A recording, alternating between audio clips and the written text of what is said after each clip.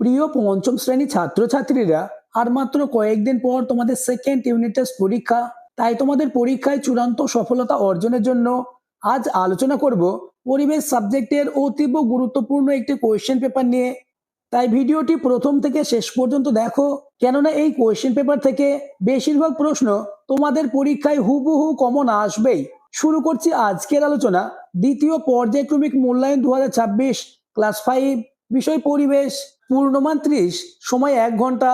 দাগ নম্বর 1, সঠিক উত্তরটি নির্বাচন করে লেখো। 1 গুণ 7 সমান 7, অর্থাৎ 1-এর দাগে তোমাদের 7টি এমসিকিউ প্রশ্নের উত্তর করতে হবে। প্রথম প্রশ্ন, মাটির পুতুলের জন্য কোন জেলা বিখ্যাত? উত্তর অপশন ক, নদিয়া জেলা। পরের প্রশ্ন, দ্বারকেশ্বর ও শিরাবতী নদীর মিলিত প্রবাহের নাম হলো? উত্তর হবে অপশন গ, রূপনারায়ণ। পরের প্রশ্ন, মানুষের সবচেয়ে বড় সম্পদ হলো? উত্তর অপশন গ, বুদ্ধি। পরের প্রশ্ন, পশ্চিমবঙ্গের উচ্চতম পর্বতশৃঙ্গ হলো? উত্তর অপশন ক, সান্দাকফু। নেক্সট, কোশ্চেন নম্বর 5, বাঁশের কেল্লা তৈরি করেছিলেন? উত্তর হবে অপশন খ, Titumir. Next, question number 6, harvester যন্ত্র দিয়ে কি করা হয়? উত্তর অপশন খ, ধান কাটা ও ঝাড়া হয়। পরের প্রশ্ন, এক শৃঙ্গ বিশিষ্ট গন্ডার দেখা যায়? উত্তর হবে অপশন ক, জলদাপাড়ায়। নেক্সট, কোশ্চেন নম্বর 8, বিশ্ব পরিবেশ দিবস পালিত হয়? উত্তর হবে অপশন খ, 5ই জুন। পরের প্রশ্ন, একটি প্রাকৃতিক কীটনাশকের নাম হলো? উত্তর অপশন খ, নিম পাতা। নেক্সট, প্লেগ রোগীদের সেবা করেছেন? উত্তর অপশন খ, ভগিনী নিবেদিতা। নেক্সট, কোশ্চেন নম্বর 12, আম বেশি উৎপাদন হয় কোন জেলায়? অপশন ক, বর্ধমান। অপশন খ, ফালাকাটায়। অপশন ক, মালদায়। এবং অপশন খ, পুরুলিয়ায়। এই প্রশ্নের উত্তরটি তোমরা আমাকে কমেন্টে জানাবে এবং চ্যানেলে নতুন হয়ে থাকলে চ্যানেলটিকে সাবস্ক্রাইব করে দেবে। তাছাড়া ভিডিওটি তোমার বন্ধুদের মধ্যে শেয়ার করে দেবে। নেক্সট, দাগ নম্বর 2, শূন্যস্থান পূরণ করো। যে কোনো 6টি প্রশ্নের উত্তর দিতে হবে। প্রথম প্রশ্ন, সার্ডিন হলো ড্যাশ মাছ? উত্তর সামুদ্রিক। নেক্সট, ড্যাশ হলো একটি নিত্যবহ নদী? উত্তর গঙ্গা। পরের প্রশ্ন, মানুষের স্বাস্থ্য হলো একটি ড্যাশ? উত্তর সম্পদ। নেক্সট, কোশ্চেন নম্বর 4, ড্যাশ ছিলেন স্বাধীন ভারতের প্রথম প্রধানমন্ত্রী? উত্তর হবে জওহরলাল নেহরু। পরের প্রশ্ন, ড্যাশে রেলের ইঞ্জিন তৈরির কারখানা আছে? উত্তর চিত্তরঞ্জন। নেক্সট, কোশ্চেন নম্বর 6, মালভূমি অঞ্চলের মাটির রং ড্যাশ? উত্তর লাল। পরের প্রশ্ন, গরান ড্যাশ গাছের একটি উদাহরণ? উত্তর হবে ম্যানগ্রোভ। নেক্সট, কোশ্চেন নম্বর 8, বঙ্গভঙ্গ হয়েছিল ড্যাশ সালে? উত্তর 1905 সালে। নেক্সট, কোশ্চেন নম্বর 9, ড্যাশ মেয়েদের পড়াশোনা শেখানোর জন্য চেষ্টা করেছিলেন? উত্তর বেগম রোকেয়া। পরের প্রশ্ন, অযোধ্যা পাহাড় অবস্থিত ড্যাশ জেলায়? উত্তর পুরুলিয়া জেলায়। পরের প্রশ্ন, একটি অর্থকারী পোকা হলো ড্যাশ? উত্তর মৌমাছি। নেক্সট, দাগ নম্বর 3, নিচের প্রশ্নগুলির এক কথায় উত্তর দাও। যে কোনো 7টি প্রশ্নের উত্তর দিতে হবে। প্রথম কোশ্চেন, টেরাকোটার শিল্প কোন জেলায় বিখ্যাত? উত্তর, টেরাকোটার শিল্প বাঁকুড়া জেলায় বিখ্যাত।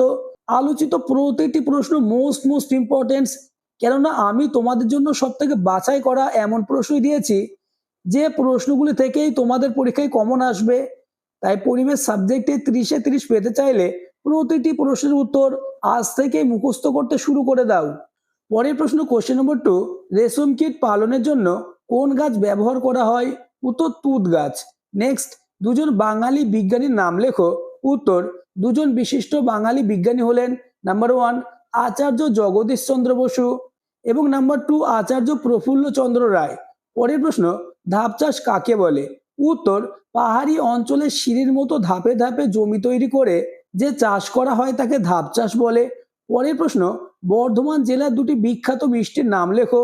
উত্তর, সীতাভোগ ও মিহিদানা। নেক্সট, কোশ্চেন নম্বর 6, সিঙ্গালীলা পর্বতশ্রেণী কোথায় অবস্থিত? উত্তর, দার্জিলিং হিমালয় অঞ্চলে অবস্থিত। পরের প্রশ্ন, কয়েকটি লুপ্তপ্রায় মাছের নাম লেখো। উত্তরটি দেখে নাও। ন্যাদোস, খরশুলা, সরপুঁটি, মৌরলা প্রভৃতি হলো লুপ্তপ্রায় মাছ। নেক্সট, কোশ্চেন নম্বর 8, শাল পাতার ব্যবহার লেখো।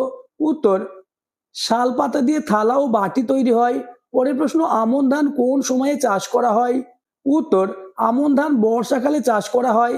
নেক্সট এবং তোমাদের লাস্ট দাগ নম্বর 4, নিচের প্রশ্নগুলির সংক্ষিপ্ত উত্তর দাও। 2 গুণ 5 সমান 10, অর্থাৎ 4-এর দাগে তোমাদের 2 মার্কের 5টি প্রশ্নের উত্তর দিতে হবে। প্রথম প্রশ্ন, সুন্দরবন অঞ্চলের মানুষের জীবিকা সম্পর্কে লেখো। উত্তর, সুন্দরবন অঞ্চলের মানুষের জীবিকা প্রধানত প্রকৃতি নির্ভর। এই অঞ্চলে বসবাসকারী মানুষরা বন ও নদীর উপর নির্ভর করে জীবিকা নির্বাহ করে। এখানে অনেক মানুষ মাছ ধরা, কাঁকড়া ও চিংড়ি সংগ্রহের মাধ্যমে জীবিকা অর্জন করে। এছাড়া মধু সংগ্রহ এবং কাঠ বা বনজ সম্পদ সংগ্রহ করাও তাদের আয়ের একটি গুরুত্বপূর্ণ উৎস। কিছু মানুষ কৃষিকাজ করে, বিশেষ করে ধান চাষ। যদিও লবণাক্ত মাটি ও প্রাকৃতিক দুর্যোগের কারণে চাষাবাদ কঠিন। পরের প্রশ্ন, লুপ্তপ্রায় মাছ কাকে বলে এবং উদাহরণ দাও। উত্তর, যে সমস্ত মাছের সংখ্যা নদী বা জলাশয়ে দিন দিন কমে যাচ্ছে এবং ঠিক মতো সংরক্ষণ না করলে অদূর ভবিষ্যতে পৃথিবী থেকে হারিয়ে যাওয়ার সম্ভাবনা আছে, তাদের লুপ্তপ্রায় মাছ বলে। যেমন বোয়াল, খয়রা, সরপুঁটি ইত্যাদি। পরের প্রশ্ন, বেশি রাসায়নিক কীটনাশক ব্যবহার করলে কি ক্ষতি হবে? উত্তর, বেশি রাসায়নিক কীটনাশক ব্যবহার করলে মাটি, জল ও বায়ু দূষিত হয়, উপকারী পোকা ও মাটির উর্বরতা নষ্ট হয় এবং ফসলের অবশিষ্টাংশ খাদ্যের মাধ্যমে মানবদেহে প্রবেশ করে ক্যান্সার, স্নায়বিক সমস্যা ও কিডনির মতো মারাত্মক রোগ সৃষ্টি করতে পারে। এছাড়া কীট পতঙ্গরা কীটনাশকের বিরুদ্ধে প্রতিরোধ ক্ষমতা গড়ে তোলে, ফলে উৎপাদন কমে যায়। পরের প্রশ্ন, কলকাতার যে কোনো দুটি দর্শনীয় স্থানের নাম লেখো। উত্তর, নাম্বার 1, ভিক্টোরিয়া মেমোরিয়াল। এটি একটি বিখ্যাত ঐতিহাসিক স্মৃতিসৌধ যা শ্বেত পাথর দিয়ে নির্মিত। Number 2, Howrah bridge. এটি কলকাতার প্রতীক স্বরূপ একটি ঝুলন্ত সেতু যা হুগলি নদীর উপর অবস্থিত। পরের প্রশ্ন, হারভেস্টার কি? এর ব্যবহার লেখো। উত্তর, হারভেস্টার হলো ফসল কাটার একটি আধুনিক যন্ত্র। এর সাহায্যে একই সাথে ধান কাটা, ঝাড়া ও খড় থেকে ধান আলাদা করা যায়। পরের প্রশ্ন, ডিভিসি এর পুরো নাম লেখো। কেন তৈরি করা হয়েছিল? উত্তর, ডিভিসি এর পুরো নাম হলো দামোদর ভ্যালি কর্পোরেশন। এবার প্যারা চেঞ্জ করে লিখবে, দামোদর নদের বন্যার প্রকোপ কমানো এবং জলবিদ্যুৎ উৎপাদনের জন্য এটি তৈরি করা হয়েছিল। পরবর্তী প্রশ্নগুলি আলোচনার আগে আবার বলবো, যারা এখনো আমার চ্যানেলটিকে সাবস্ক্রাইব করনি, এক্ষুনি চ্যানেলটিকে সাবস্ক্রাইব করে দাও এবং ভিডিওটি তোমার বন্ধুদের মধ্যে শেয়ার করে দাও। পরের প্রশ্ন, প্রশ্ন 7, নিত্যবহ নদী বলতে কি বোঝো? উত্তর, যে সমস্ত নদী বরফ গলা জলে পুষ্ট এবং সারা বছর জল থাকে তাদের নিত্যবহ নদী বলে, যেমন গঙ্গা। নেক্সট এবং আজকের আলোচনা লাস্ট কোশ্চেন, গঙ্গা নদীর গতিপথ লেখো। উত্তর, গঙ্গা নদী উত্তরাখণ্ডের গাঙ্গোত্রী হিমবাহের গোমুখ গুহা থেকে উৎপন্ন হয়ে উত্তরপ্রদেশ ও বিহারের উপর দিয়ে প্রবাহিত হয়ে পশ্চিমবঙ্গে প্রবেশ করেছে। পশ্চিমবঙ্গের মুর্শিদাবাদ জেলায় এটি দুটি শাখায় বিভক্ত হয়েছে। প্রধান শাখাটি পদ্মা নামে বাংলাদেশে চলে গেছে এবং অন্য শাখাটি ভাগীরথী হুগলি নামে পশ্চিমবঙ্গের দক্ষিণ দিকে প্রবাহিত হয়ে বঙ্গোপসাগরে মিশেছে।